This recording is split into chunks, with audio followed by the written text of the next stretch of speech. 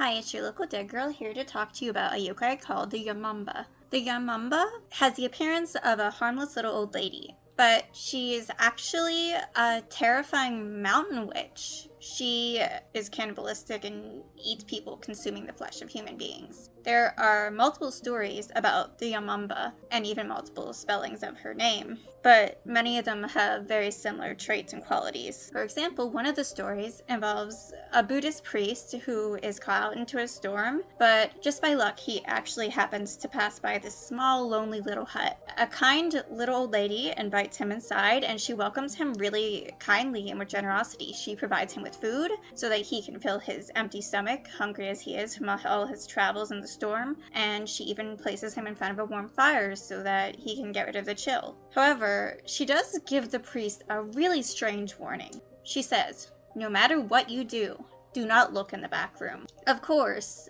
as is the usual case in these stories, the priest is not able to avoid curiosity. He must look and see what's in this back room. So the priest does not heed the woman's warning, and he steps outside to gather some more firewood for the fire, and he takes a little peek through a crack in the door.